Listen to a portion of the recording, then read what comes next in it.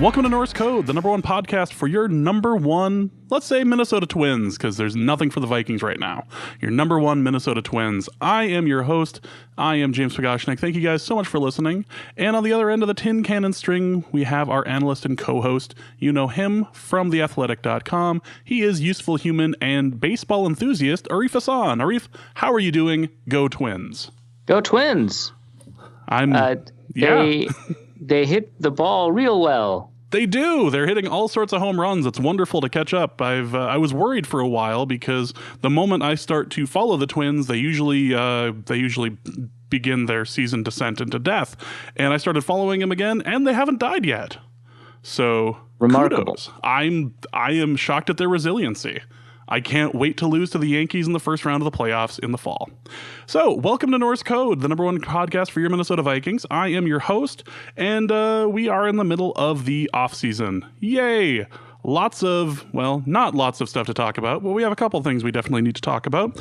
Eric Kendricks restructured his deal, so we probably should touch on that a little bit, along with a couple little things from, of all things, Kirk Cousins' Instagram account, and it's not people yelling at him this time,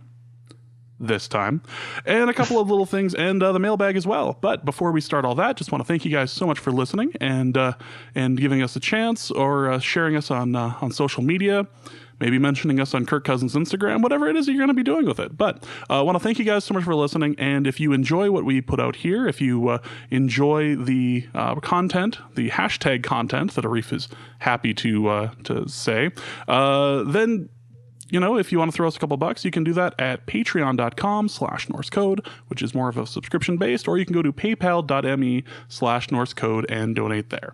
Just a couple of bucks helps keep the lights on, keeps the Loch Ness Monster at bay, helps keep this show ad free. So the big news of the last couple weeks is Eric Kendricks restructuring his deal so that we were able to get a little bit of cap space for the rookies coming in.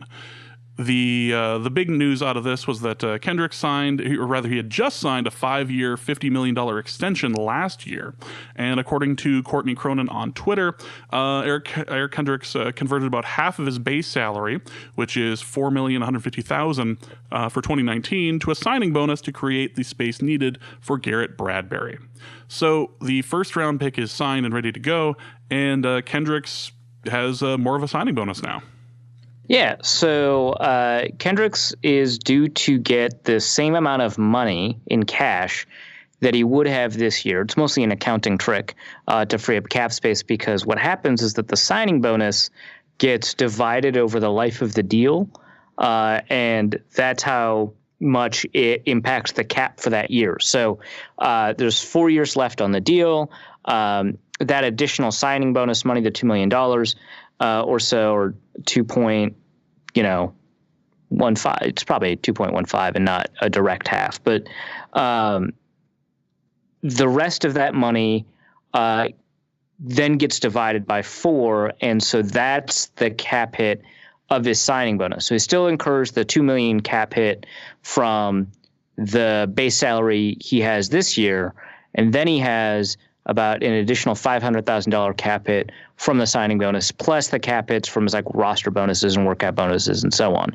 And so it frees up about $1.75 million. That, or $1.5 million. So that's what that does. I saw a couple of people tweet in response to this that this makes him a good teammate. And before I respond to that, I want to clarify, I think Kendricks is a good teammate, right? From everything I know. But this has no bearing on that at all. And I know a lot of people probably said this in response to shots at Kyle Rudolph, which we'll talk about in a second. But converting your salary into signing bonus to lower your cap hit does not mean you're sacrificing anything for the team. And in fact, is in a small way beneficial for you, because it is slightly harder to cut you down the road, because as dead cap increases in the context of a cut, by a small amount, by 1.5 million next year, by 1 million the year after that, by 0.5 the year after that. So by a small amount, and then slightly more of his money is going to be absolutely guaranteed versus guaranteed for injury or whatever. And so this is basically good for him because he gets the same amount of money. Now it comes up front, which is probably better unless you're like me and you're bad at managing money, because then you get to earn interest on your own money or invest it or whatever. Very often teams will put money that they owe to players into, I guess it's called escrow. I don't know a ton about finances, so like excuse the specific terms of art and language I screw up here. But we'll put that money into escrow or something or into an account, and they can actually earn the interest off of the player's money. It's kind of weird. But yeah, he gets all that money up front now, and now he can do with it whatever he wants. Now, for me, I can't have my money in a lump sum. I'll just ruin everything. But for him, it's probably a good thing. So this doesn't make him a better teammate. If he was already a good teammate, which from my understanding he is, he's the same amount of good teammate. He's not sacrificing anything for the team. And in fact, he kind of benefits from this arrangement.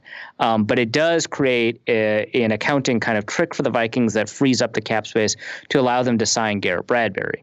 That said, the Vikings are in like the couple thousands of dollars of cap space right now. They have, I believe, the lowest amount of cap space in the NFL after signing Bradbury and restructuring Kendricks' contract because they didn't add any more years onto the deal. So they probably will still want to find a way to make room for, incidental spending that occurs during the year. Say if they want to bring in a player like, they did Dan Bailey or Eldrick Robinson or another name just popped up and I already forgot. Oh, the kick returner running back, Amir Abdullah. Those guys, obviously they cost money. So in order to bring them in, you need to have the cap space to bring them in. Plus, technically, they're under the cap for top 51, and they're not under the cap for 53. And so if they happen to, and it's unlikely, but if they happen to retain the 53 most expensive contracts from the 90-man roster into the 53-man roster, then they'll have to incur about another $1 million of cap hit. Now, that's pretty unlikely. You're much more likely to like sign an undrafted free agent and cut, a third-round pick or a fifth-round pick or something like that on a previous deal, and then you don't have to worry about that. But still, it's a possibility. So you want to have that room in training camp. You want to have that room during the season. So there's probably something else that they need to do, but this is kind of what they did for Kendricks. It slightly secures Kendricks a little bit more over the course of his deal, probably not in any super meaningful way because like they're not going to cut him next year. And in an extra $1 million in cap space in 2021 or in dead cap in 2021 is probably not that impactful if they do want to, for some reason, cut him. So it's probably not that meaningful in terms of what the impact is for his long-term prospects on the team. It's probably the same. My expectation is that even though the deal is mostly only guaranteed through the first 3 years, like every other deal the Vikings kind of sign, he's probably going to be on the team for the life of his deal. So that's great that they were able to sign everybody. There's not much more to add to that, but I just like he wasn't being selfless by doing this. It was completely to his benefit to do this. It's one of those situations where like the GM just ends up saying, so we're going to end up doing this with your contract. Are you cool with that? Right. Yeah. It's like it does nothing. You're not doing a damn thing about it. You're still going to end up making the money for it. You're just not dealing with you're just not dealing with it now. Right. Like I imagine the agent's giving it a once over just to make sure that everything's like, in tip top shape. But the Vikings do want to like maintain a good relationship with that agent and players so they're not going to screw them anyway. I don't know. It's like sometimes I feel like you get a letter in the mail and your bank is like slightly changing the terms of service and it happens to be a little beneficial for you. Like, great, you throw the letter away. Like, it's not that meaningful. Like, especially really if he's got like a financial manager. So like, are you really opening that letter saying the terms of service have changed? Are you really reading it? Because South Park proved to everybody that nobody really reads the terms of service anywhere. I did. I actually received a piece of mail from Discover today. I've got a Discover credit card, everybody. And they were changing the terms of service. They increased their late fees. Luckily, I've not incurred a late fee with them yet. But I was slightly annoyed, and then I realized I've been paying my bills on time for the last 2 years like a real adult. Real adult, huh? You're talking pretty high and mighty right now. I did miss a late payment this year. It's impacted my credit score. I'm very annoyed. I don't even know where to start. You clearly need more expenses and more children. You want one? I got like 5 here. I'm only annoyed at like one of them, so we can talk after the show. Let's move on to the next topic of conversation, which is actually about the line configuration, because Kirk Cousins' Instagram. Christ. It's the off season, people. This is journalism. We are journalists. Is that what this doing is? Doing a journalism. Because I didn't feel like a journalist when I pulled up Kirk Cousins' Instagram and proceeded to try to figure out who was playing center. You're stuck in 2013 thinking. That's why, James. My 2000 and late again.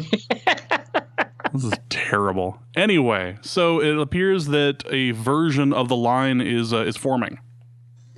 Right. Yeah. So first things first.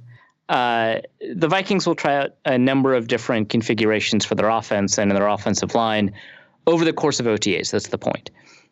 So anything that we see, and I'm going to be there tomorrow, so anything that we see from them is not going to be final. It's just going to be something that they're trying out. Remember when they drafted Trey Waynes, they put Trey Waynes in the slot, move I was actually fairly vocally against at the time. A lot of people are like, you're overreacting. And to them, I say, probably you were right. But, Trey Waynes was not a fit for the slot. The Vikings put him there, found that out, and maybe inhibited his development for a little bit. But I guess it didn't matter because it took him like 2.5 years for him to be developed enough to see the field anyway. The point of these OTAs is to kind of see what a player can and can't do and to see kind of what line configuration works. I know that in previous OTAs we've seen, players that, have been intended to start on the left side end up on the right side, and so on and so forth. So with all of that in mind, what we saw on Kirk Cousins' Instagram story was Garrett Bradbury at center and Pat Elflein at guard, and also obviously Josh Klein at guard. Great. We basically determined that because you could see the RY of the jersey of the center. Really great investigative journalism. Our screenshot tools were used. We said enhance a couple of times at the computer, and it worked. So it's Garrett Bradbury at center right now. This is why people occasionally send money over Patreon. It's hard-hitting journalism like this. Right. I was very proud of the work that we did, especially the part where we enhanced the image so that we could read the R and the Y. Yes, my fingers were aching on my phone as I was zooming in. But yeah, so that seems to be the current line configuration. I'm going to be there tomorrow, so I'll be able to see with a little bit more detail if they do move the line around or not. So yeah, that seems to be the way it is. And it feels like that's been the Vikings plan, but they didn't want to say it in case, they found out that wasn't the best configuration and they didn't want to get like roasted for it later or whatever.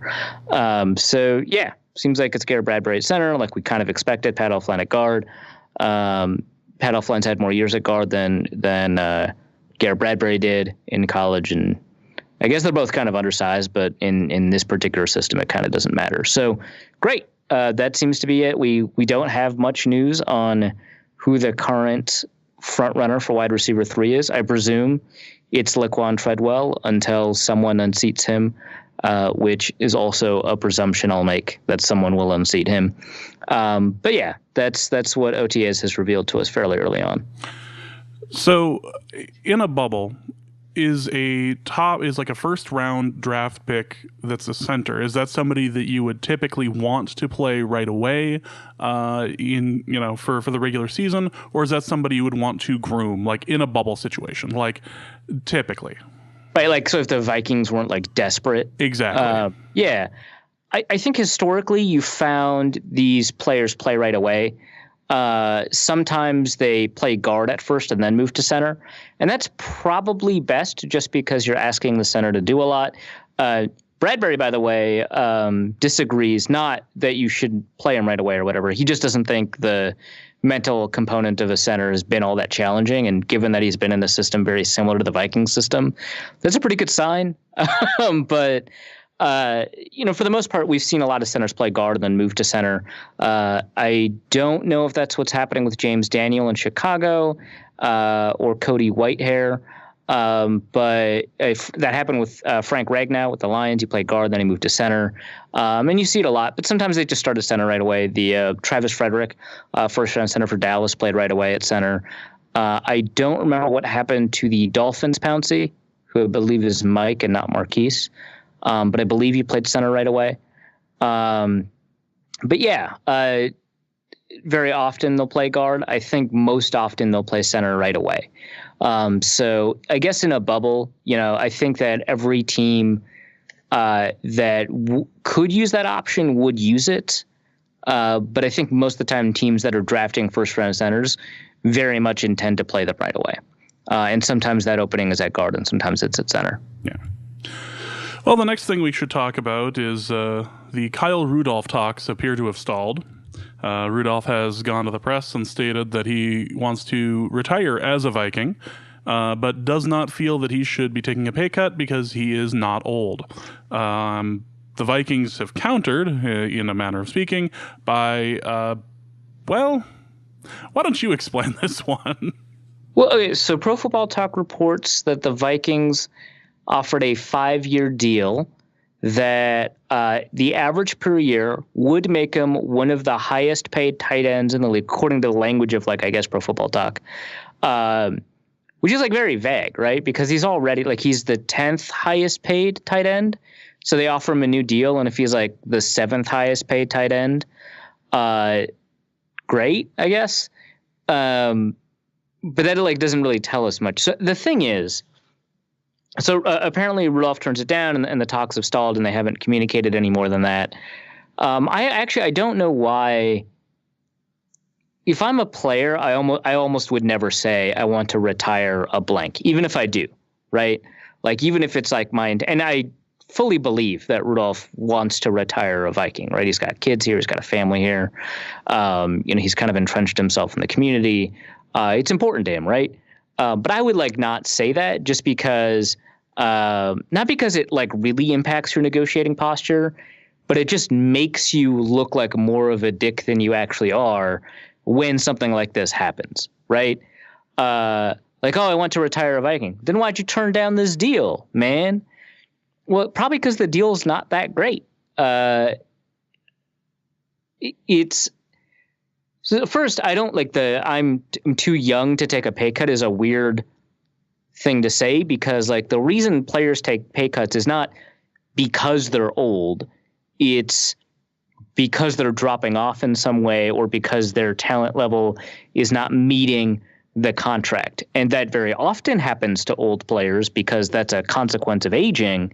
But that doesn't that's not the reason, right? It's not because you're old. Now I can see we expect you to drop off soon, but that doesn't really happen to players that are playing at an elite level when they're old, right? Jared Allen didn't take a pay cut. He consumed $17 million of the cap, right? Adrian Peterson did not really take a pay cut after he was coming off of a season where he led the league in rushing. Or even after he was coming off a season where he didn't play. Players that are old, like Darrelle Revis, that are playing at a high level, don't take pay cuts. It's just about whether or not there's an expectation that you won't meet your contract. So that's a bizarre, I think, sentence to put out there. But I think what's really important is that what was leaked did not include the amount of guarantees in the deal. And if I'm a 29-year-old tight end or whatever, who probably, I think he's going to finish the season at 30, I don't know. But if I'm a 29-year-old tight end and I only get 2 years guaranteed on a deal right before I hit free agency, yeah, screw that. I'm not going to take it, right? Obviously I've been critical of Rudolph. That's been the whole thing. But from his perspective, he knows he's going to get, and he deserves it. I mean, he's not a bad tight end or anything like that. He knows he's going to get a good deal in free agency once he hits free agency. And so if he's going to get a lower base salary this year, it'll be because he's got a good signing bonus, right? And so he'll bring in more money this year from the signing bonus. And so that would guarantee his future on the team, right?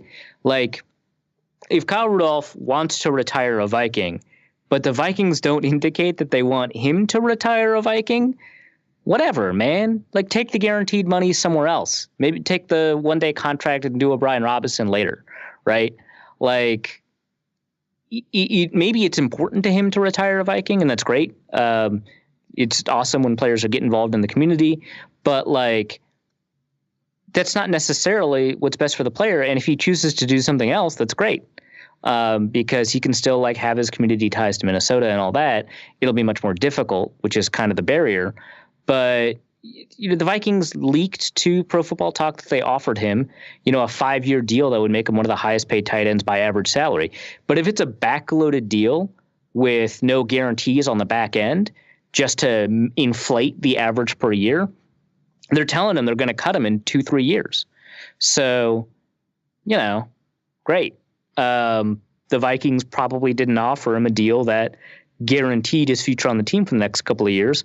And though I've been critical of his level of play, and though I've argued in the past, although I don't think it's true anymore just because of the way the salary cap has risen, I've argued in the past that he hasn't met or is not meeting his contract expectations. Now he's at a level where his contract and his expectations are about commensurate.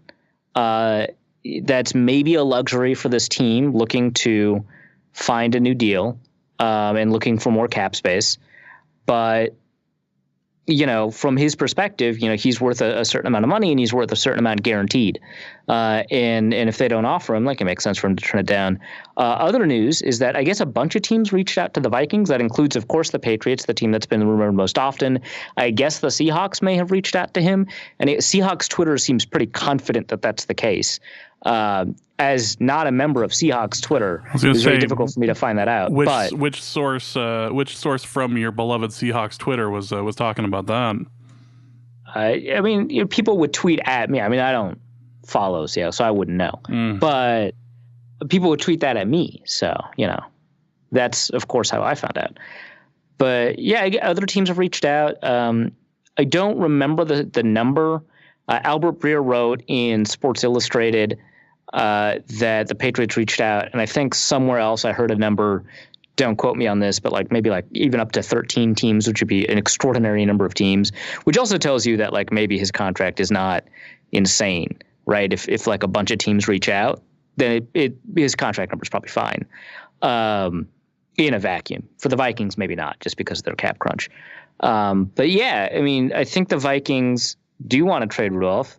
I think that they would only do that in the context of a pretty good deal for him because they're not required to trade him, even with this cap crunch that they have.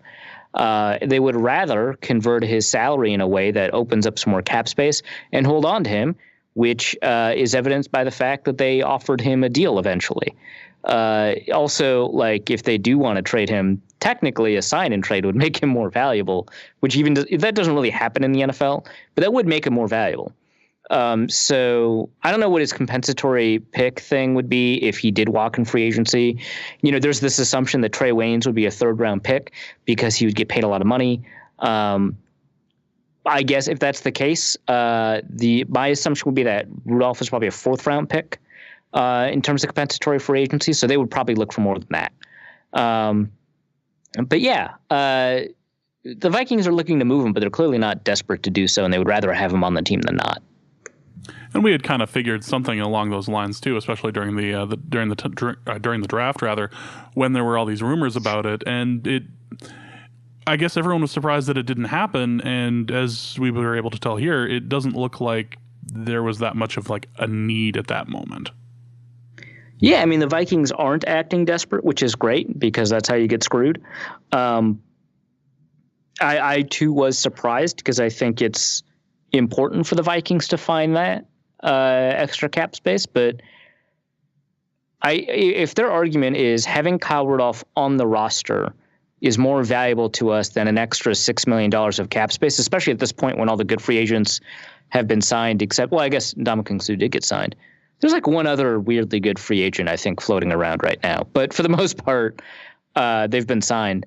If there's no free agents out there, I mean, the extra $5-7 million of cap space is probably less valuable than a player that's currently worth $7 million of cap space. And so it would be great to have an extra $1 million of cap space heading into the season, probably $2 million.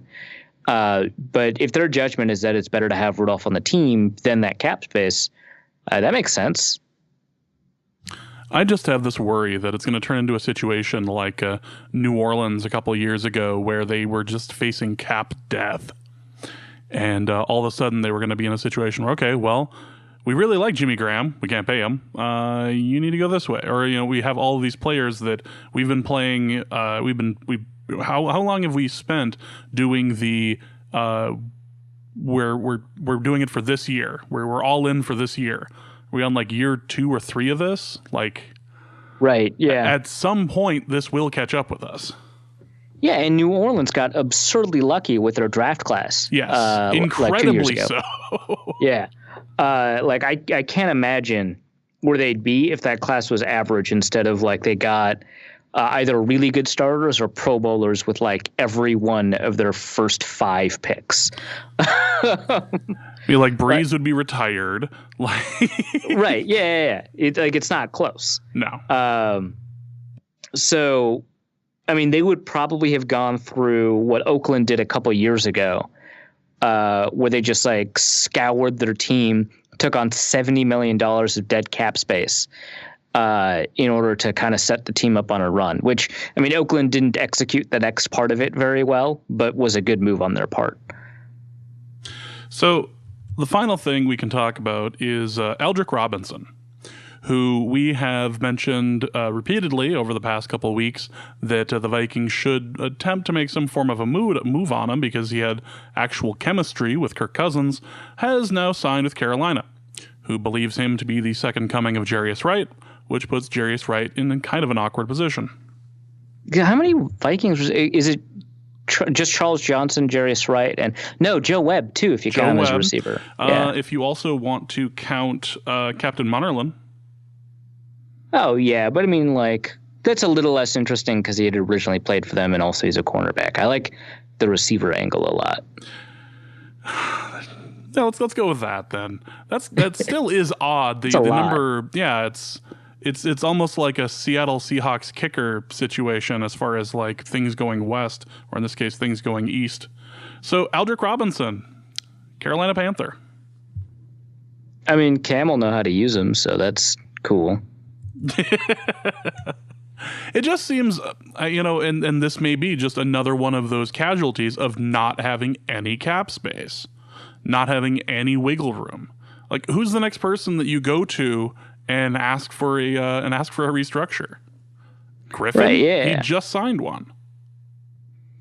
Yeah, there's not really, and that might be why, because they might have just planned this out way ahead of time and realized in February, right, that they wouldn't have been able to sign Aldrick Robinson if they kind of signed everybody else. And of course, that I think is giving them maybe a little bit too much credit because I don't think they anticipated keeping Anthony Barr at a slightly higher price tag than they would have valued him at.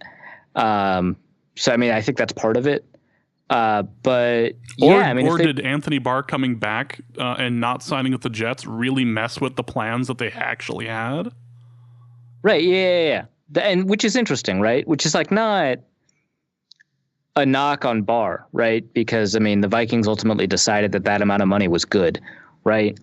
But it is kind of fascinating that they might have had an offseason plan that didn't execute because a player that they had expected to lose, which they didn't want to lose, ended up coming back. But yeah, I mean, that makes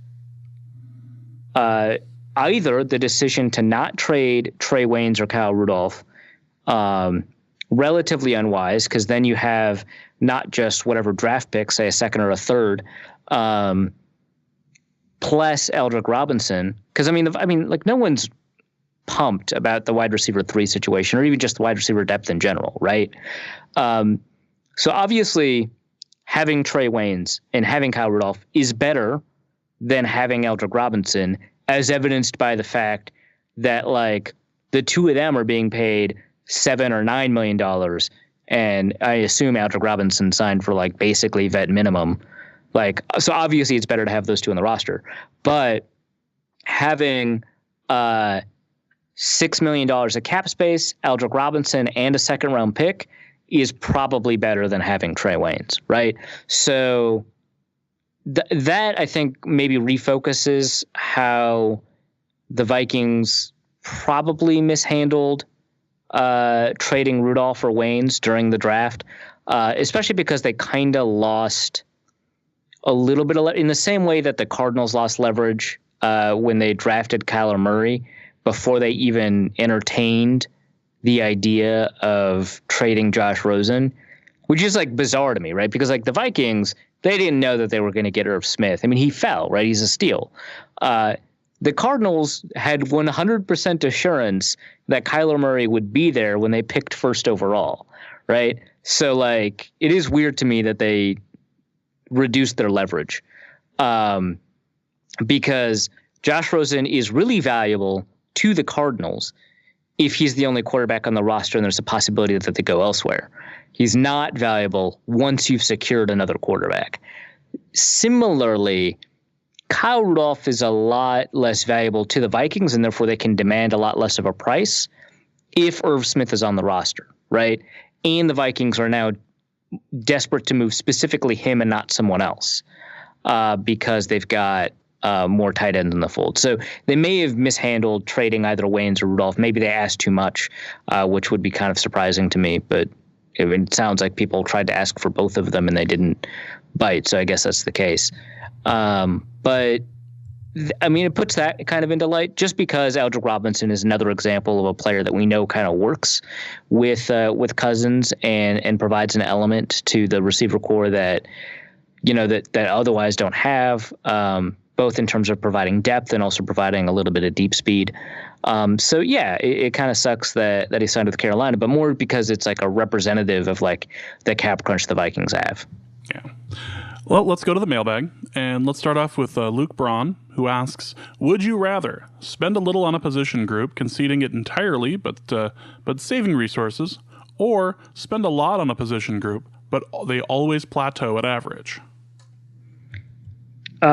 Probably the second, but it might depend on the position group. So apparently this is a knock on the Packers' defensive back core, which fair. I thought it was about the offensive line because they have, in fact, spent quite a bit there and are struggling to get to average. But like, if it's like running back, yeah, who cares? If it's wide receiver, I'm a little bit more like, well, it is really important to not be below average at wide receiver. If it's offensive line, I guess I kind of feel the same way.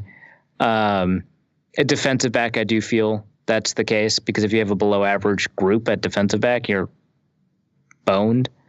So I guess overspending to get average versus underspending to get nothing means that your value proposition for the second group is better, but the impact on the field might be worse, right? So if you've got a very below average line, but you spent efficiently everywhere else, maybe you're a really good team. Because you're just so good everywhere. But it's just, maybe it's because as a Vikings fan, I've just been so brainwashed or attuned to the problems that a bad offensive line can cause that it's just very difficult for me to accept that, even though the numbers kind of basically tell me, hey, if you're good everywhere but offensive line, you're probably a very good team. Because it's just so difficult to see that after seeing what's happened to the Vikings.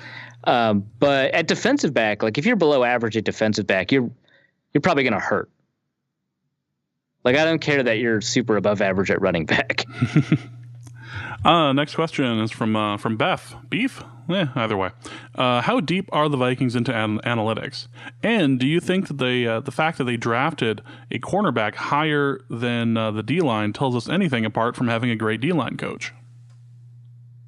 So the Vikings have drafted defensive linemen in the 3rd or 4th round since well before Andre Patterson was the defensive line coach. And in fairness, they also had the best defensive line coach in the league at the time in Carl Dunbar. So, like, you know, it's not that easy to just say, you know, that resolves that question.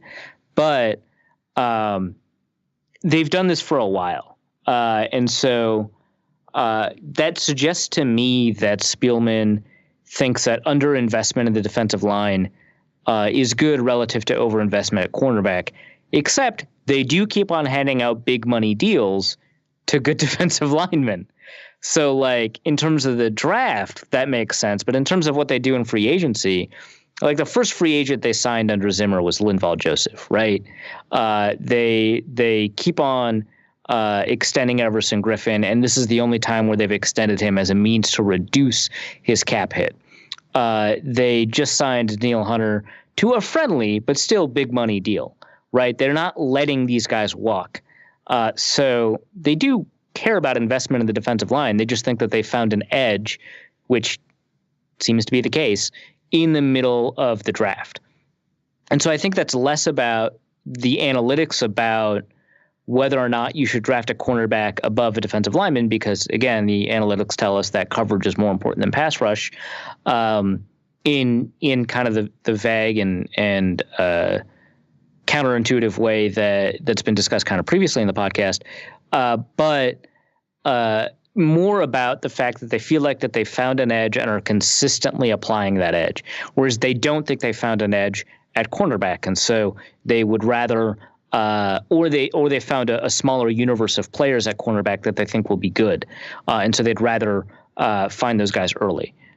So I don't know that that's necessarily a question of analytics, although it is a form of analytical thinking. It's just not the same as the common conclusions that we come to when we talk about analytics, which includes coverage is more important than pass rush, and it includes, the questions about kind of which metrics matter at which positions.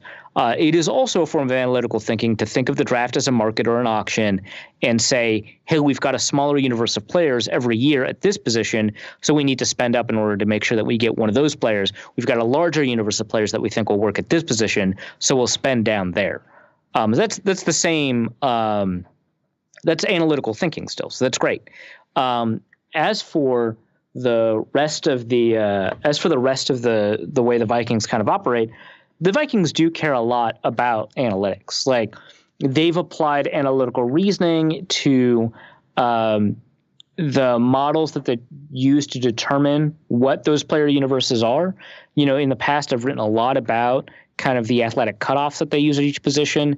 Spielman held a post-draft presser, which was supposed to include a film breakdown, but it didn't include very much of that, but talked about the selection process for these players. And he talked about how the data show that players who meet these metrics at these positions tend to work out more, especially in these systems. So it's very clear that they're applying data science. They did hire a data scientist a couple of years ago to help refine those models, and they've used a lot of that person's insight. They do have an analytics department. It's very clear that they listen to that analytics department. They do care about athletic cutoffs. They do care about applying those analytical insights. They also use them to determine kind of historically which scouts have been better at scouting which positions.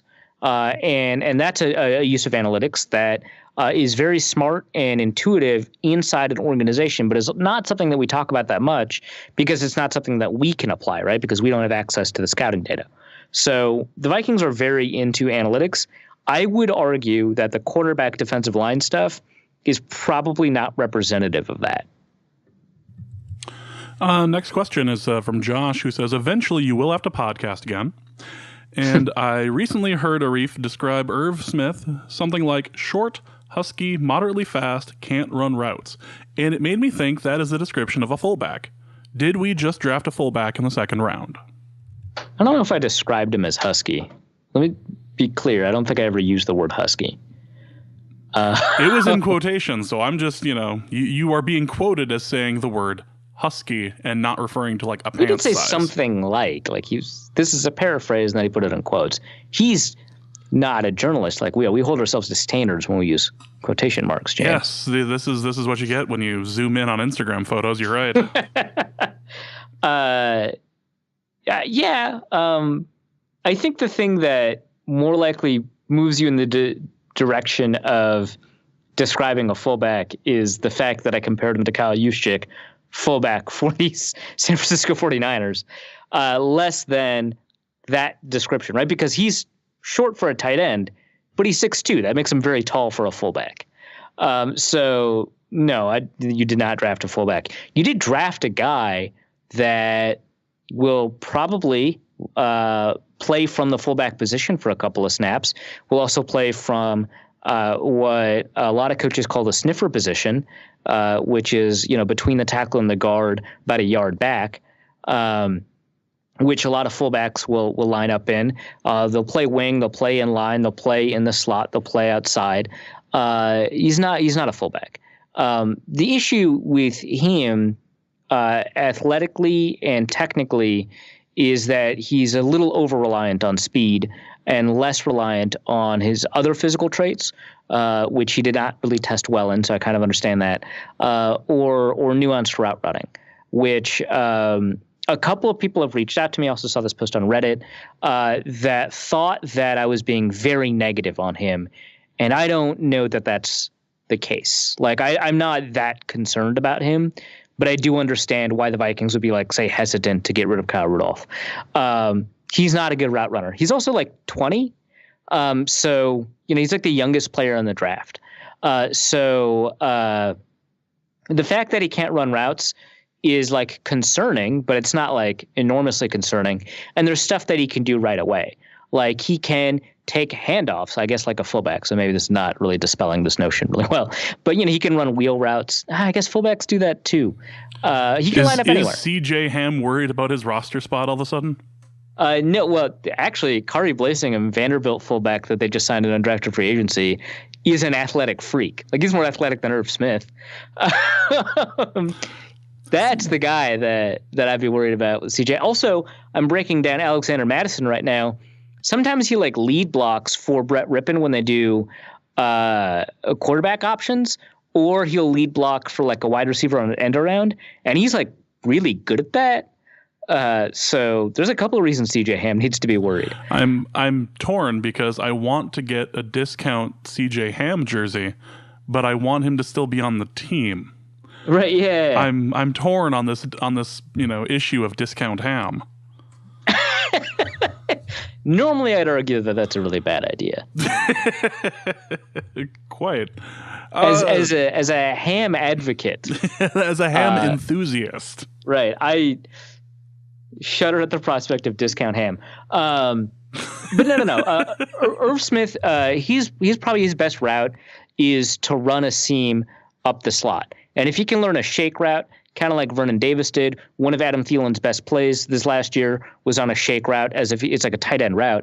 But it's called a Y shake, which fakes a dig or a curl, but goes deep downfield and is supposed to trick out your Tampa 2 cover linebacker or the guy who's tasked with covering you in man. He'll be valuable, right? That's 10 catches right there that'll probably go for 18 to 25 yards. He can run a couple of different routes that, he's not a great route runner, but if you have him run a dig route against zone, you're still pulling players to him that'll open up opportunities for other players, even if he's not good at running those routes. He's not a fullback, and he's much faster than most fullbacks, unless it's like Marcel Reese or I guess Kari Blasingham. But he's a lot. There's been a lot of comparisons to Jordan Reed because Jordan Reed is fast and he's relatively short for a tight end. I think he's also 6'2". But Reed just has a lot more quickness. Now, on film, I would say that Smith's quickness is better than his tested quickness. He ran a 7.32, 3-cone, and 4.2 something, I think 4.24, something like that, short shuttle, which is just like not very good for the position. And the fact that he's a little lighter than a lot of tight ends makes it even kind of more concerning because you should be running those routes, running those drills a lot faster. But what I saw in film didn't show remarkably poor quickness or anything. It's not amazing, obviously, but that's where he just has to be technically a lot more refined. So he's not a good route runner because he's not technically refined. He's also 20, and he also is the single season leader in receiving yards for an Alabama tight end, which, again, I mean, Alabama had more passing yards than they've ever had. So that's kind of the environment that would occur in. But I mean, he's valuable and he's useful in a limited role as a second tight end. And the other comparison I made for him outside of Kyle Juszczyk was, obviously this is strictly an on-field comparison, is Aaron Hernandez. Because they used him everywhere in 2010 and 2011 on the field. The wing, inline, they had him lined up at fullback. There's over at The Athletic, I put together a drive. He had one drive, the opening drive against the Dolphins, the Patriots in I think 2011. His opening drive against the Dolphins, he lined up in almost literally every single position on that drive. And created opportunities for himself, for others, as a run blocker, etc. And that's kind of the trajectory I see Irv Smith on, based off of what he did at Alabama and what he was kind of good at Alabama. So he's not a fullback or anything, but he's just not a traditional tight end. And you're still questionable about the whole Husky thing? I didn't call him Husky. All right. Come on, Josh. Andrew Sherman asks, recently I keep rechecking to see if Kyle Rudolph has been traded and how much we got for him. Is there a time in the next few months or year when a trade seems like it's not going to happen anymore and I can just settle in to see how the tight end duo of Rudolph and Smith will go? I just Control F Husky on my Athletic just to be sure. I did not call him Husky. All right.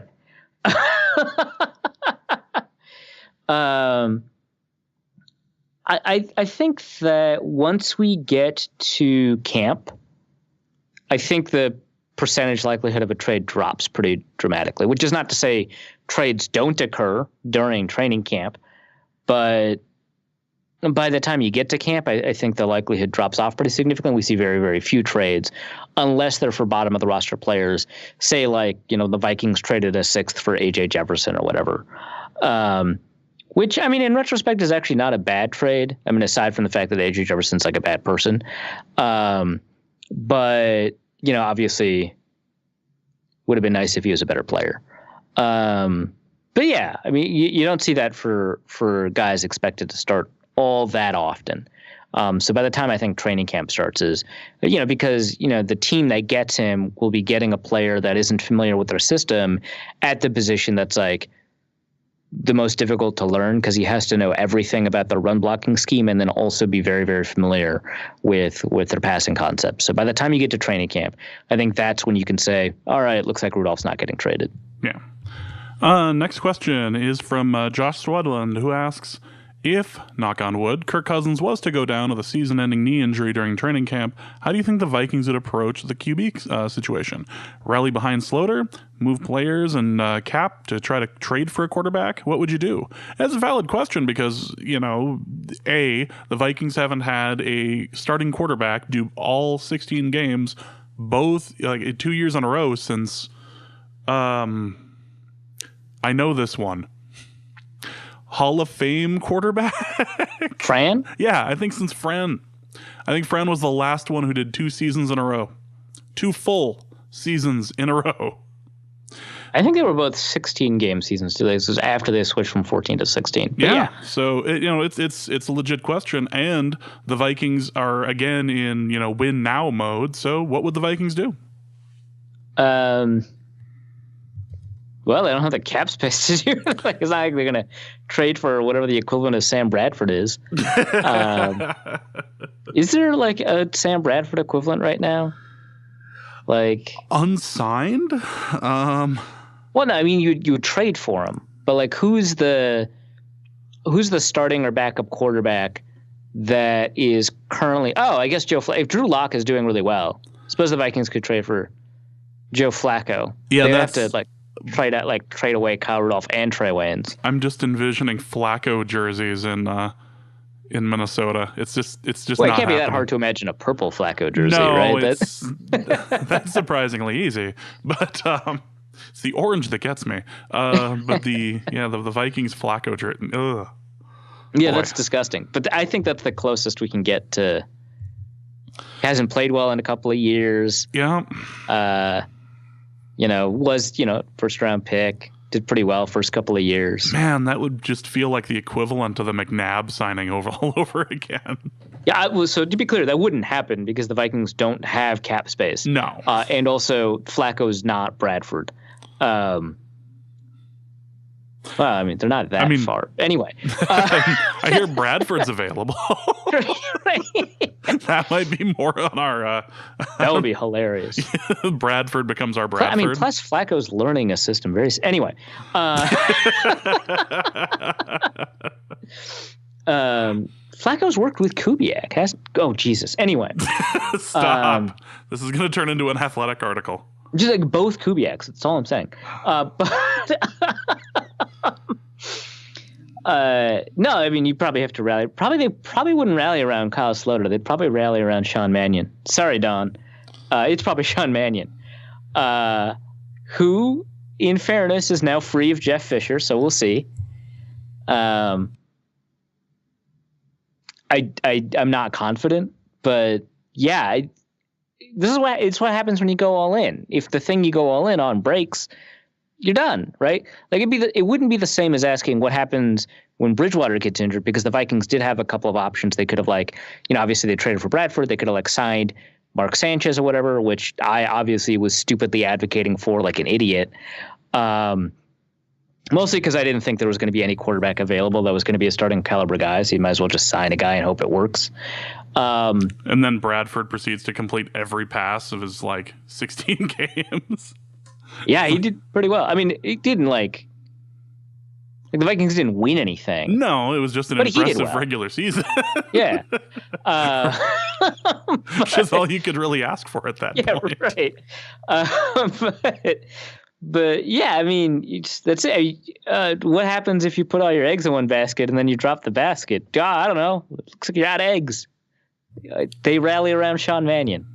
There you go. And Dalvin Cook. John Belk asks, I've been very interested in the data Arif has mentioned about how play action is equally effective regardless of how good or frequent your running game is. However, I'm wondering if that's partially due to how obsessed every defensive coach seems to be with taking away the run as the number one priority.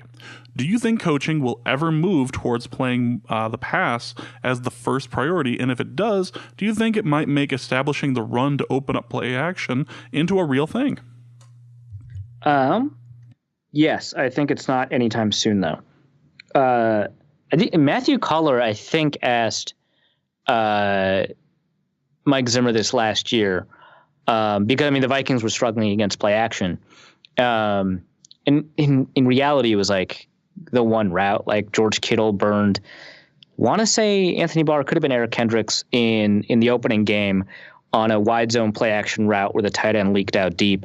And then the Rams did it a couple of times. And I think Buffalo did it once. And Matthew Coller asked, hey, so given how important passing is, are you ever going to ask your linebackers to not stop the run first or something along those lines?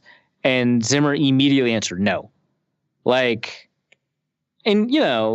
Zimmer's obviously kind of an old school coach, He's an old school coach. He's also a really good, relative to the rest of the league, obviously, defensive coach, right? He's astoundingly good, especially when he's focused on the passing game, right? Because the Vikings have had this incredible run of third down sustainability and success over the past 2 years.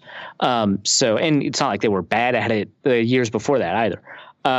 So I don't think it's going to happen anytime soon, but I do think it's going to happen. That at some point a defensive coach is going to be look, obviously when the snap happens and you're reading the cues, you're more likely to be able to determine if it's a run than if it's, not a run, because, doing a negative read is difficult. Confirming that it's a run is going to be easier, but your first instinct should be to drop to your spot and let them get the extra yard on the ground that they're going to get if they run the ball. At some point, a defensive coach is going to do that. I assume that this is already happening at the college level because a lot of these offensive coaches don't want to, I can't imagine Mike Leach hiring a defensive coordinator that wants to stop the run first, right? Like, that doesn't make any sense in my head that Mike Leach would do that. I imagine that it is happening at the college level, and at some point that's going to trickle its way up, where you're going to get guys that are much more focused on preventing the pass and stopping the play action pass more than they are the run that comes off of that play action. And here's how you know it's super dumb. Betts, who's at All22, phenomenal account. He wouldn't want me to say you should follow him, but you should follow him. Also, he deletes his tweets every so often, so I don't know if he has this tweet still up. But he posted evidence that the Patriots were running. Might not have been him. Might have been someone else. Maybe I just promoted a good account for no reason. But someone posted that the Patriots were running play action where they pulled a guard remarkably successfully. And pulling a guard is it's famous for how effective it is for play action, right? I think Andrew Luck said it once, and he was quoting someone else who said it. If you want really good play action, pull a guard. So they pulled a guard on play action. Was remarkably successful. It was one of the most successful play action passing concepts. And it turns out they actually never ran the ball while pulling a guard, which is insane. Why would that work? And that's an indictment of the whole thing, right? Of the idea of you needing to run to set up play action.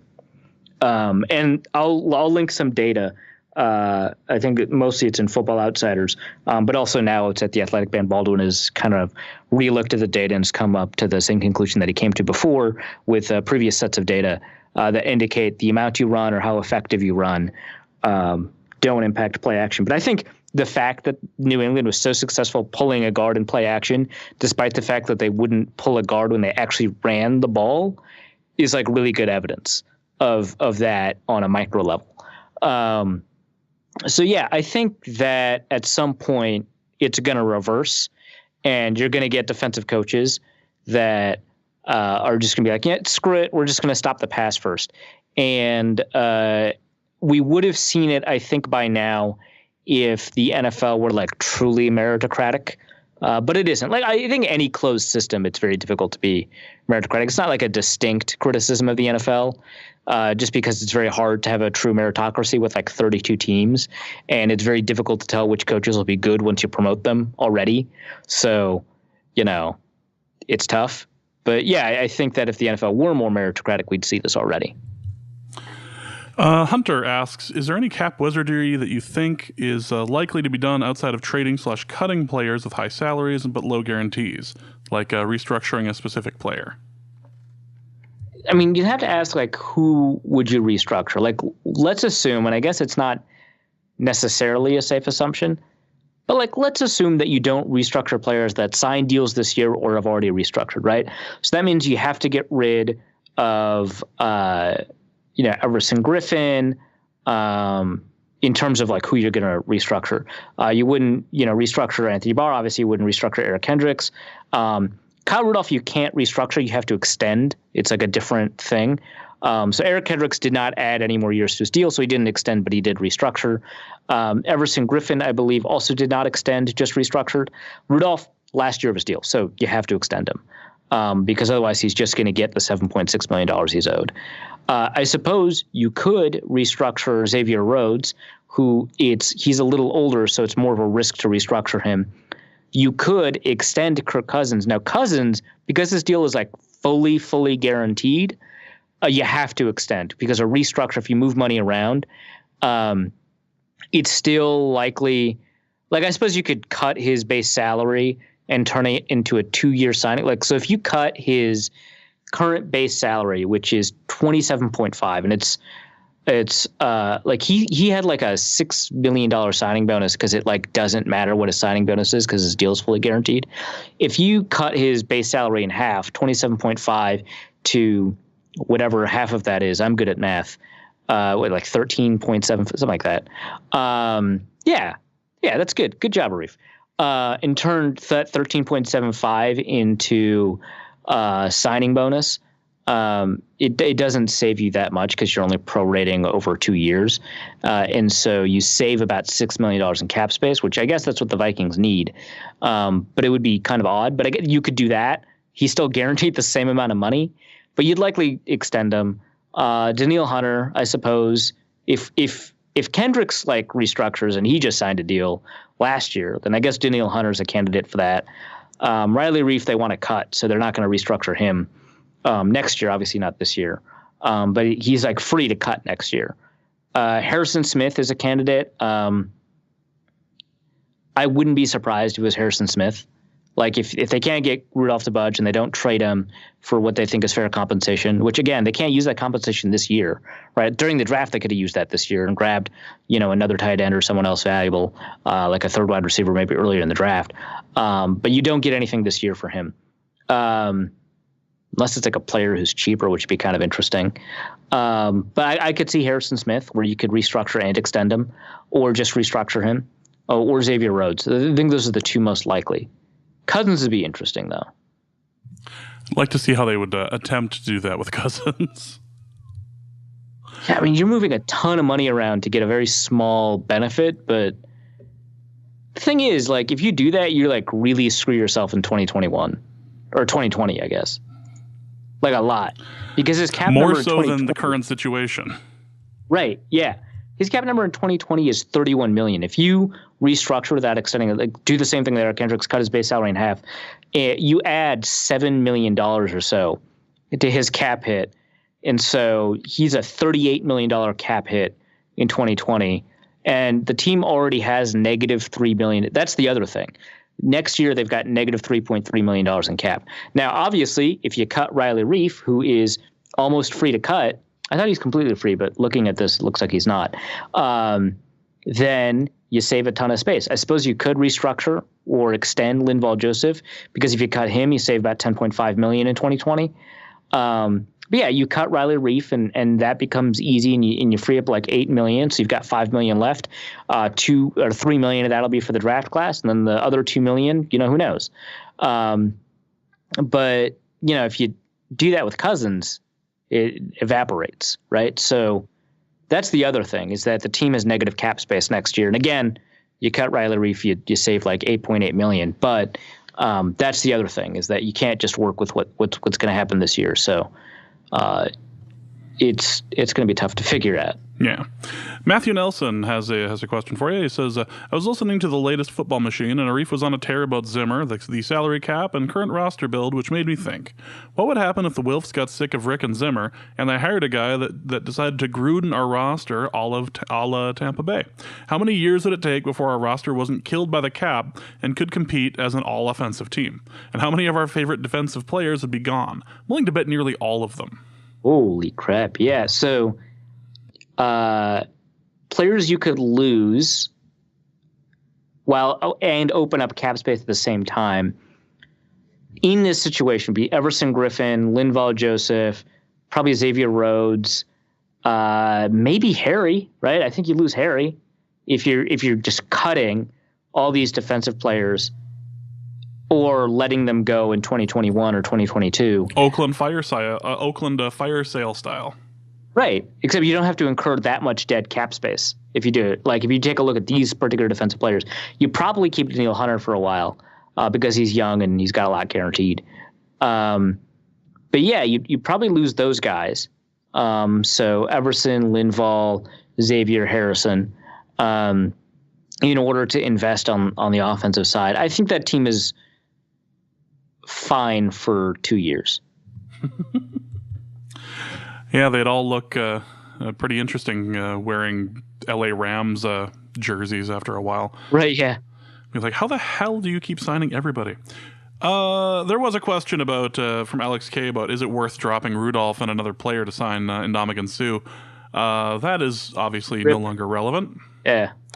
Would have been fun, though. It would have been interesting, though. Zen Cupid asks, at what point, if any, do you think cutting Treadwell would be worth the dead cap hit?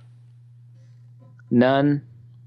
So even if let's say the Vikings have no cap concerns, say they've got like $10 million in cap space, like a normal amount, you're not adding to that, right? You're not like, you don't incur additional amounts if you cut Treadwell, right? After you cut Treadwell, you still have $10 million in cap space because you're not saving any. His deal is fully guaranteed, so you have to incur that hit anyway. So the benefit you gain is a roster spot. Is a wide receiver 7 that you're going to sign better than Treadwell?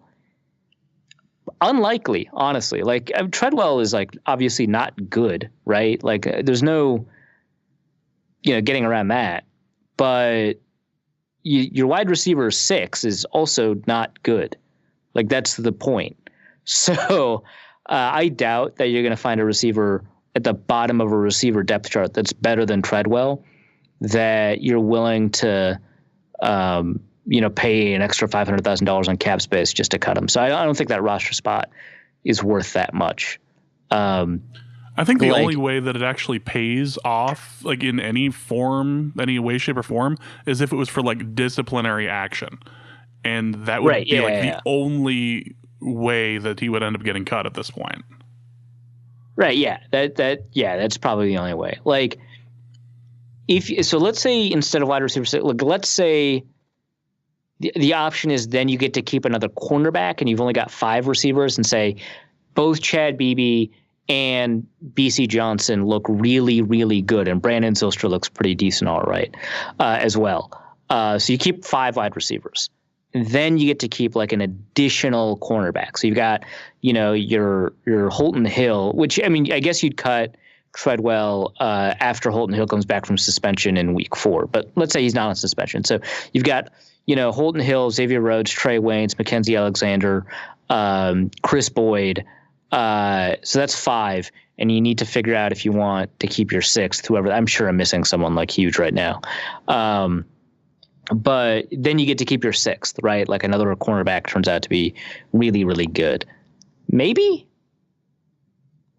Like, where else is there like a roster crunch? Like, that was a bigger issue last year when Terrence Newman might have potentially played. But and then the dead cap hit would have been twice as much for Treadwell, so you actually couldn't have been able to do that then.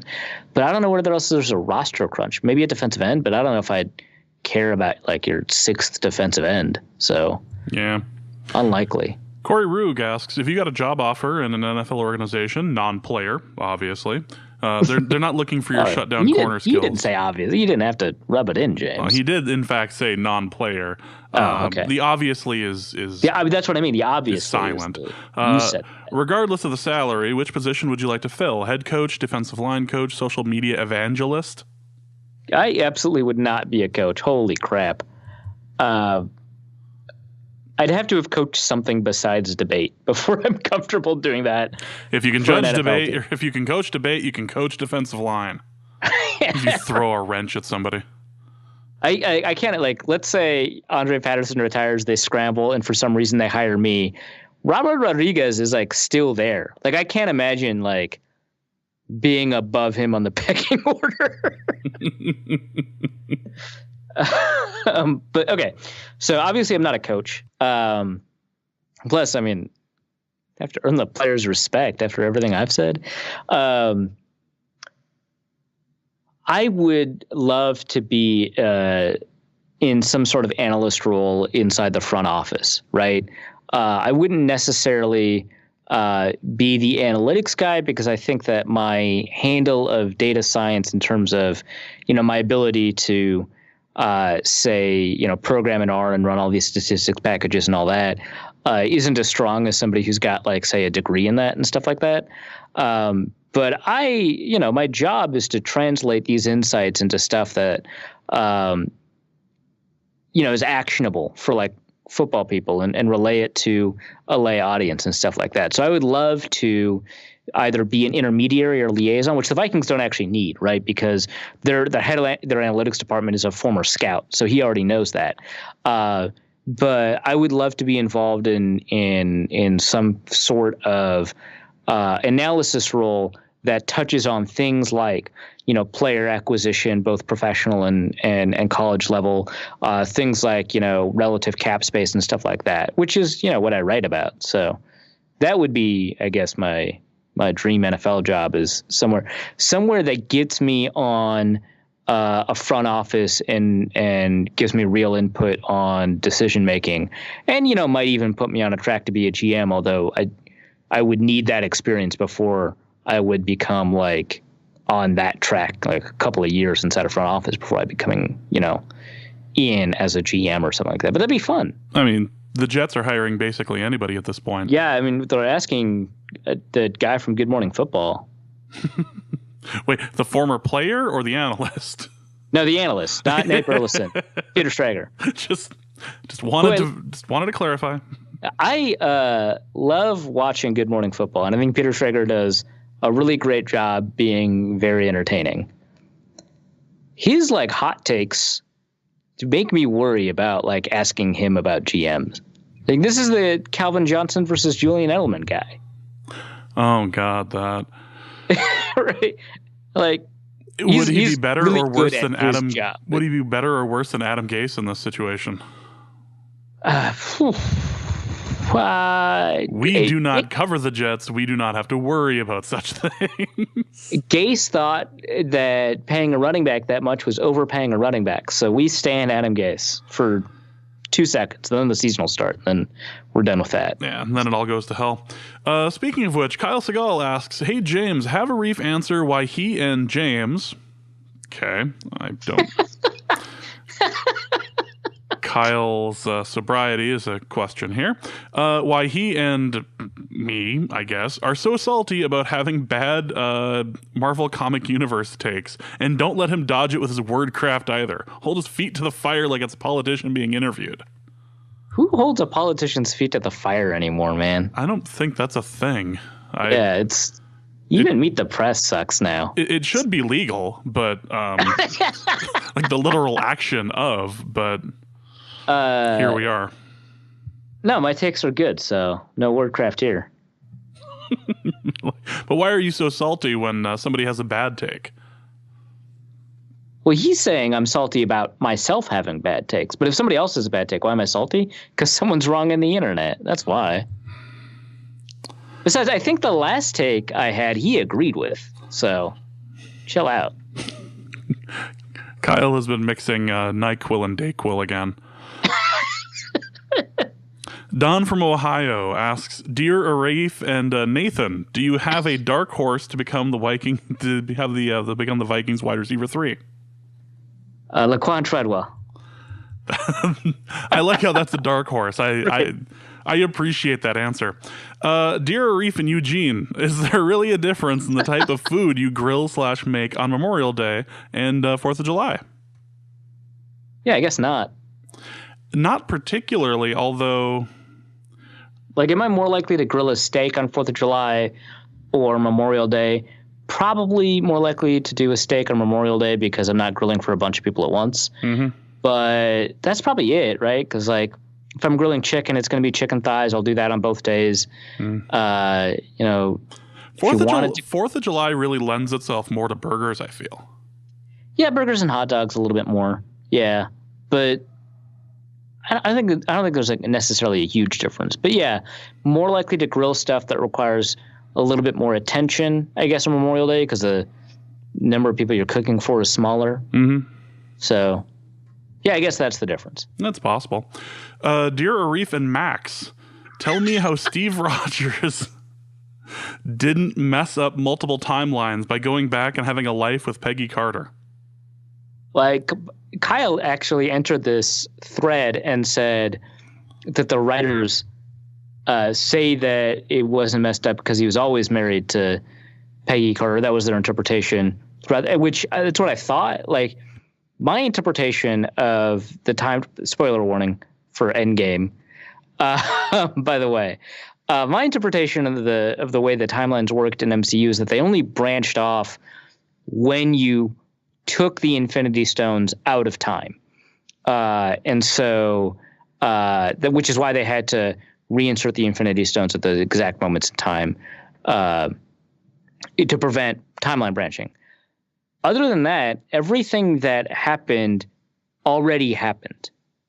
So when they traveled back in time, they were doing something that had already occurred in that timeline, I think.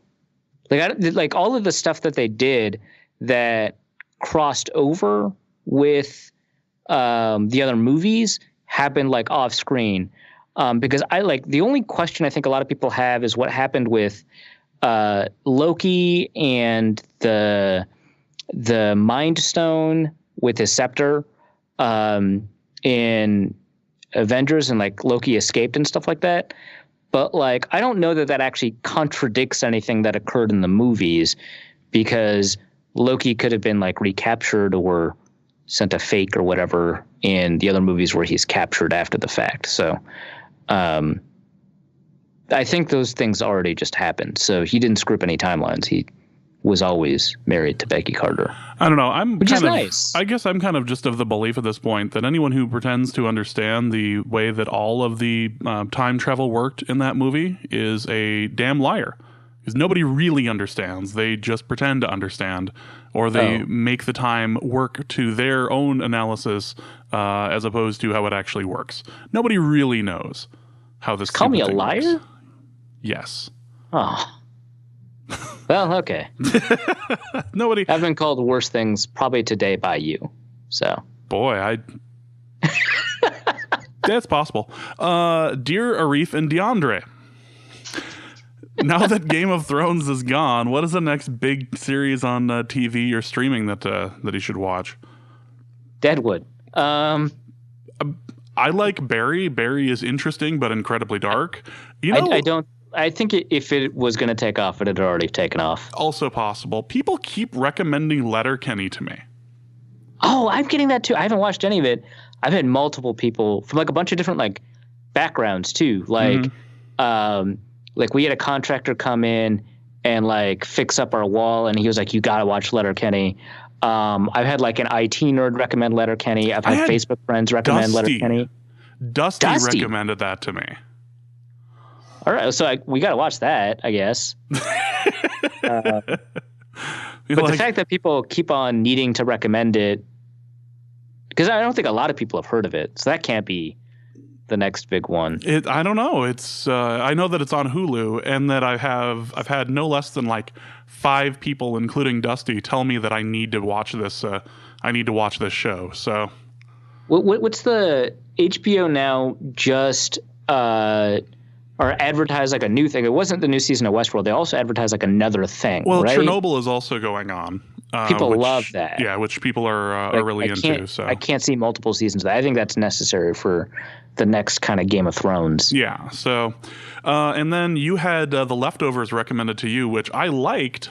The show was over, but I liked the show. But warning to anybody who decides to get into The Leftovers, you should really only watch it if you've decided that you have too much happiness going on in your life, and you just need like an hour to be sad a week, and that'll work. Like if you find yourself too happy and don't want to go with liquid or otherwise depressants, try that. Here's what I was thinking of: His Dark Materials. Oh yes, that is. That's also going to be going on. So Watchmen is going to be coming in. His Dark Materials is coming in. Yep.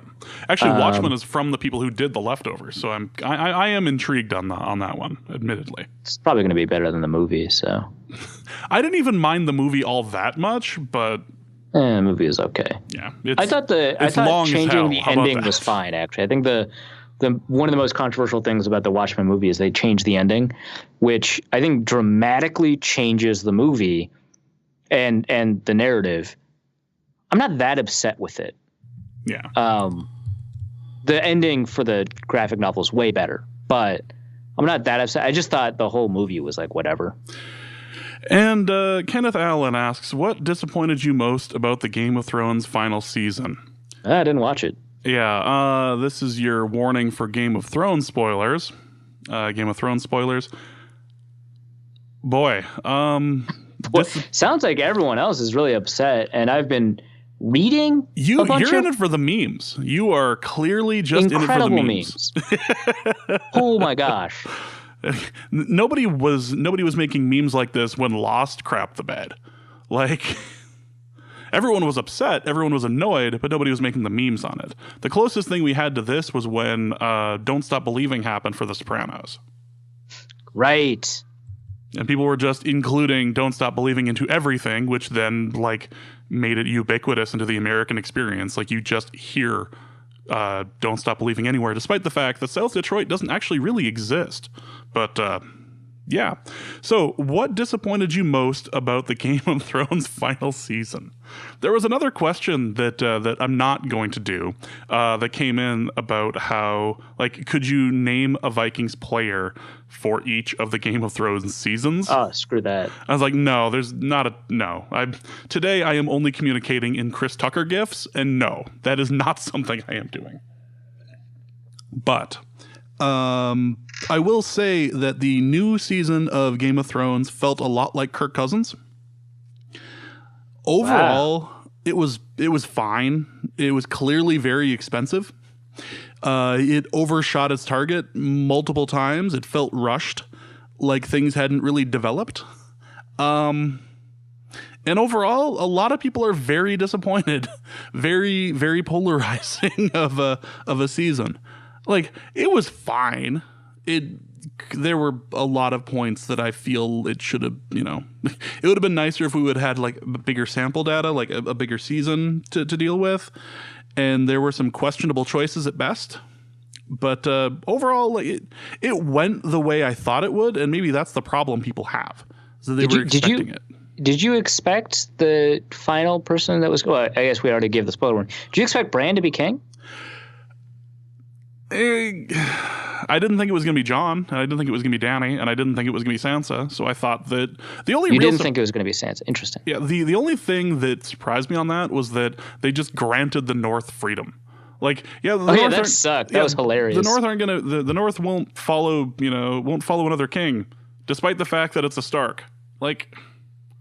Okay, so I thought about. So at first again, I didn't watch it, but I did see the clip, which I think was unedited, where they spent like 20 minutes deciding who's going to be the king of everything, and then at the last second, Sansa's like, "Yeah, by the way, the North is not going to be part of this."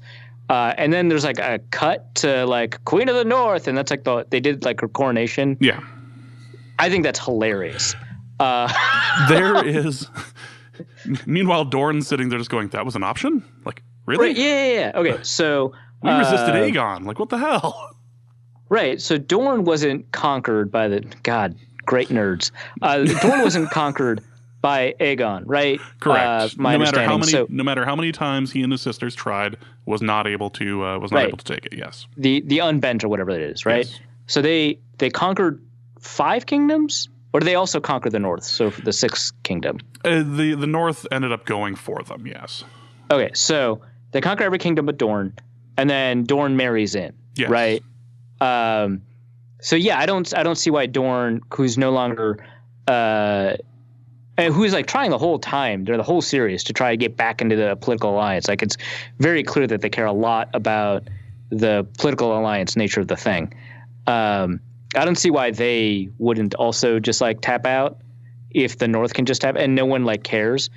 So my take is that the writers didn't really care that much about the long-running themes of the series or any long-running themes for the season. They knew that they had some character beats that they wanted to hit, and they knew kind of where they wanted to end up. And so you end up with these character beats that, when you lay them out, make a lot of sense, right? Like, it does make sense if you lay it out on a piece of paper that Daenerys would end up going mad and like slaughtering a bunch of people. Like, yeah, obviously. I mean, not obviously, but yeah, that makes sense. But like the execution of it and the context in which it occurred and the way the character kind of moved forward within that season, a lot of people have a lot of problems with. And from my understanding, maybe fairly legitimately so. Right. Yeah. And that's true for like a lot of characters. And I saw Tyrion's speech about why Bran should be king. I thought his argumentation was like awful. Like, so he's basically making 2 arguments and combining them into one, which makes it very easy for people defending the choice to defend it, because he's like, Bran has the best story, which is like objectively like not true, because if he did, we'd have watched it. Like, Well, and the other thing with Bran is that he's still. If you're gonna say that we need to elect Bran because Bran has the best temperament, fine. Yes, he still is walking around like the college freshman coming back on on a Christmas break after he takes his first philosophy class. Like I know everything now. Like fine, yeah, that's his character. If you're gonna say that he needs to be because he has the best temperament out of all of you, great. right. Fantastic. Everything else kind of fell by the wayside. And if I can mention something about the episode prior, when Danny did go insane and burn everything down, and I guess not Aaron Rodgers. Rodgers just said that wasn't him. Yeah, But then he wouldn't say who he was. Now he's embarrassed. It's, he's not going to talk to the people involved in Game of Thrones anymore and going to cut them out of his life. And they're going to go on The Bachelor and talk about Aaron Rodgers now. It's the way these things work. But the bigger thing there is that every battle from the Blackwater on it hasn't been one-sided. It has been even the initial, I suppose the only one that doesn't count is when Stannis attempted to take Winterfell and was crushed. But even then, there were moments of okay, this side's winning. Okay, now this side. This was just an all-out slaughter. Tension. Yeah. There was no tension. This was just and you kept waiting for something. And the main weapons were neutered except for the dragon, and the main characters were just, so we're just going to crush it now. It seemed like the complete lack of tension in the battle for King's Landing was just so evident. And then it's there's no tension because Danny went insane.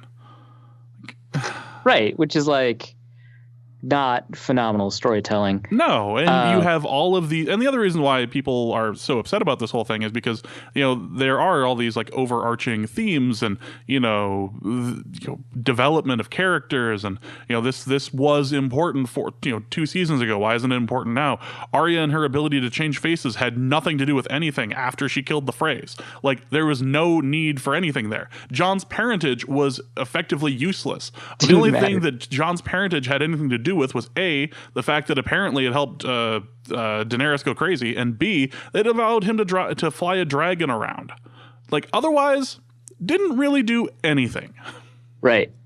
Well, so yeah, right. And so, I mean, there's a lot of one of the things that comes up. It's because I watched the first couple of seasons.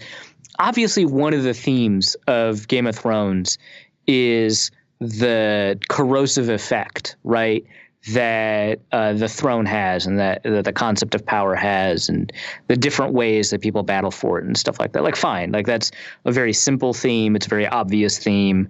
It kind of plays on the multiple explorations of humanity that they have throughout it. It's not obviously a universal theme, right, because there's actually no reason for Theon Greyjoy to be tortured, right? That's just wow, some humans just suck sort of thing.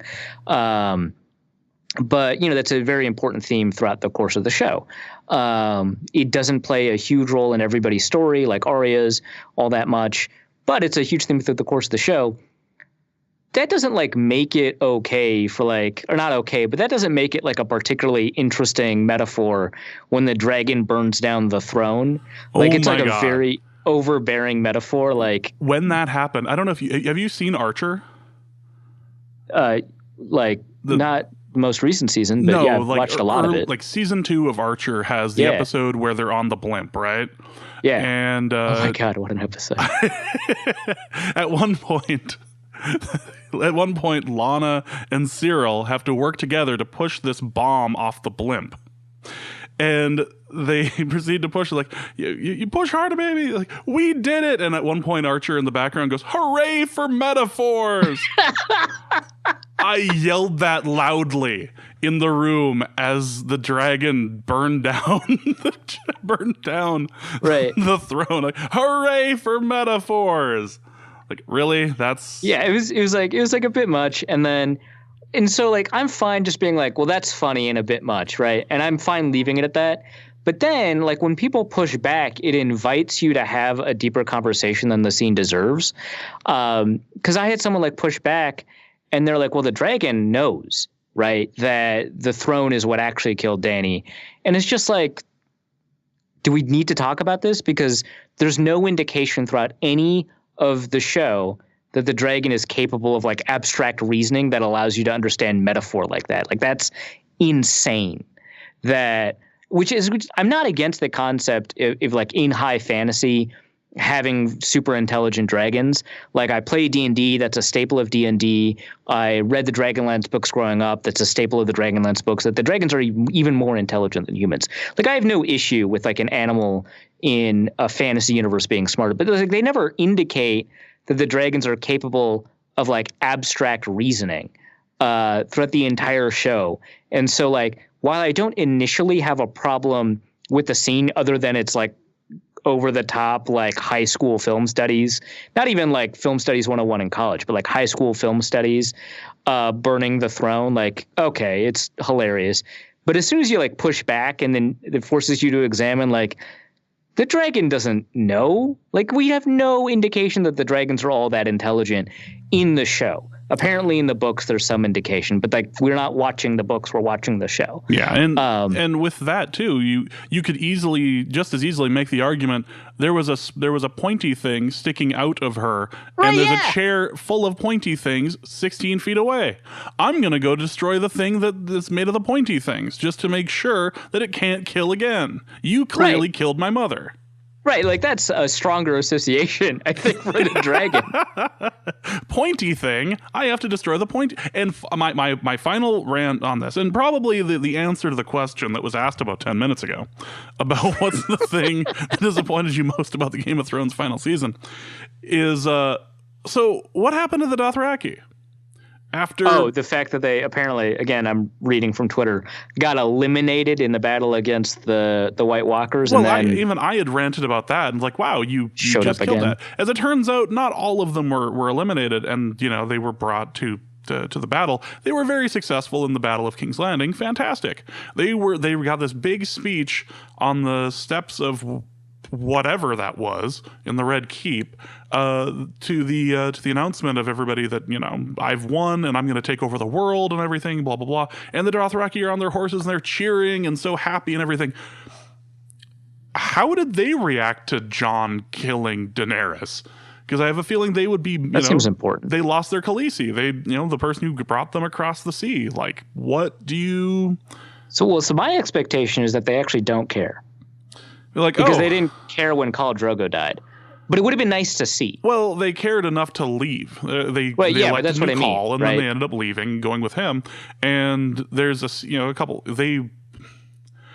I get they like flock to power, so long as the power like fits within the paradigms of their culture. Well, and what ended up happening to get her to get all of those Dothraki at that point is probably something that you didn't end up seeing in the limited number season 6 or something like that, right? Yeah, when she ended up burning all of the Khals alive. Like, this dope. It was a powerful scene. It was an awesome scene. And if you saw that, like, yeah, okay, I'll follow you. You survived that fire unburnt, lost your clothes and everything. Great. Okay. Yep. I'll follow you to your death. Yeah.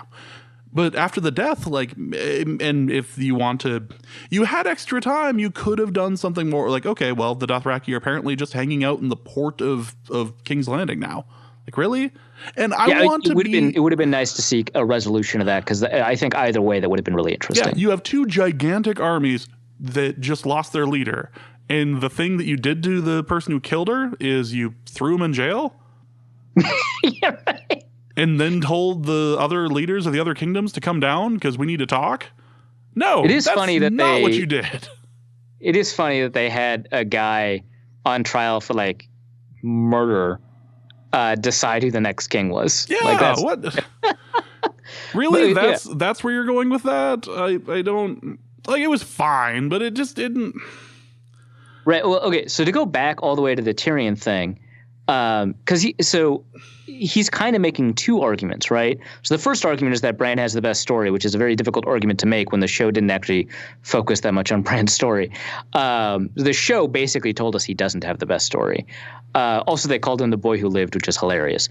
But the second argument is that he has all the stories and he knows all the stories, which is like from like like, fine, he's the giver. Great. Like, that's a decent argument.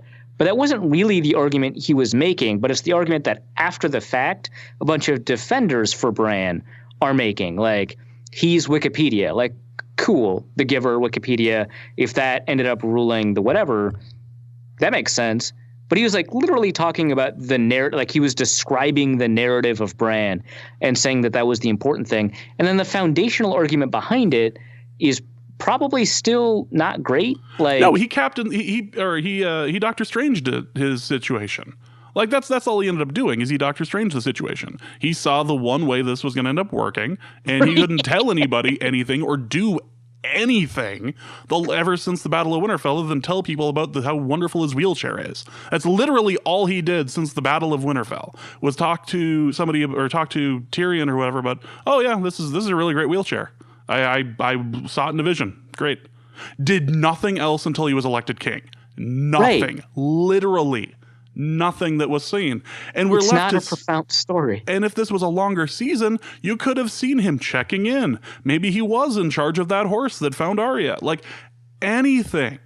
Also, what happened to that horse, by the way? I saw a bunch of people tweeting about it a couple of weeks ago, and then it saved Arya temporarily, and then Arya still ended up going deeper into the Red Keep to tell Jon the understatement of the year that she looks at Daenerys and sees a killer. Like, no kidding. Cool. Hundreds of thousands of people would agree with you. Not a hot take. Here's your hot take. Adrian Peterson, probable Hall of Famer. That's not a hot take. That is lukewarm at best. Like, yes, she's a killer. Yes, you would probably end up killing him. Like, you didn't need if it was a longer season, if the last one was a little bit longer as well, there would have been a little bit more development. Things would have made a little bit more sense. This seemed like, and you've been to college, you've had finals, you've had final projects. It seemed like a rushed group project. This was a rushed group project. This was like, it had holes, and it just seemed like it was lurching. The show lurched. So I don't have any significant problem in a vacuum with the argument that like stories unite people or whatever. Like that's the unite. It's not armies, not gold. But it's super funny to have screenwriters tell you that like, you know, stories matter, says the guy writing stories. That's funny. But second, I don't know that that's actually a theme the show ever established. Like they had myths and prophecies, and obviously the Dothraki care a lot about, narrative, but they don't like make that a thing for like people throughout the kingdoms, right? That stories matter. Like it wasn't a theme of it. And so for that to be the justifying argument at the end was like bizarre to me, unless they established it in the seasons I didn't watch. Not but that really, wasn't no. my understanding. And when they ended up having like the Lord of Light was super important there for about an episode. Oh yeah, what happened to? And then the Lord of Light was no longer important, as Tyrion said. The Lord of Light effed off. Like he's gone now. Like there's nothing of importance now that his equal, the Lord of Death, is gone. Like great. Oh, interesting. Okay, like, cool. There's like theories on that. Like, but that was the thing, is that there was so much time invested in this, and it feels like that you could have actually explored it. Yeah, the investment wasn't returned. My understanding was that the writers at some point said the 7 new gods are real, and that made me wonder why the Lord of Light's magic worked. Yeah, whatever. I think shows that rely on writer interviews after the fact to patch up holes are not executing very well.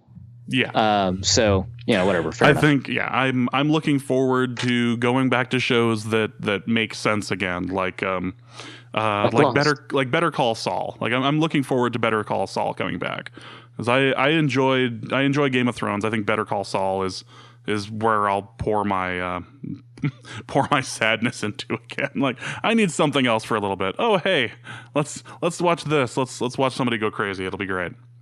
So that is going to be it for this episode. Hope you enjoyed our Game of Thrones rant. Arif, what do you have to plug?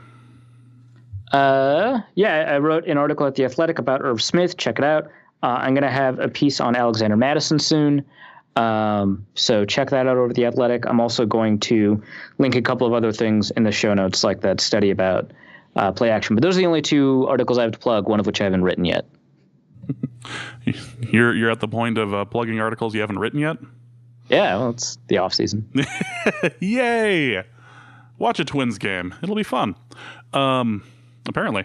So that is going to be it for this episode of Norse Code. Hope you guys enjoyed it. If you enjoy it, you can also go to patreon.com/NorseCode and donate to the show. You can also go to paypal.me/NorseCode, or simply just take a link to the show, share it on Twitter, share it on Facebook, send it to a friend, do whatever you got to do. But we do definitely appreciate all of the listeners and all the people who listened to our last episode, which was fantastic, which was our big draft breakdown. That was easily our most listened to episode in about 6 months or so. So again, thank you guys so much for listening. And please remember, as Arif has said previously, quote, revenge is a dish best served funky as hell, end quote. And we'll see you soon. Norse Code is the largest and only division of Norse Code LLC. You can find Norse Code on the Daily Norseman, SB Nation's Vikings blog at dailynorseman.com. You can also find it on iTunes, Stitcher, Google Play Music Podcasts, Spotify, or wherever fine podcasts are aggregated. Our Vikings blogger extraordinaire and generally useful human is Arif Hassan, and he can be found on Twitter at Arif Hassan NFL. I am your producer and co-host, and my name is James Pagashnik. You can find me at the show's official Twitter feed at NorseCodeDN. If you'd like to donate a few bucks to the show, you can make your one-time donation at paypal.me/NorseCode, or a recurring monthly contribution can be made by visiting patreon.com/NorseCode. Any questions or comments that won't fit in a tweet can also be sent to norsecodepodcast@gmail.com. On behalf of the Norse Code staff, we thank you so much for listening. Our formula is this.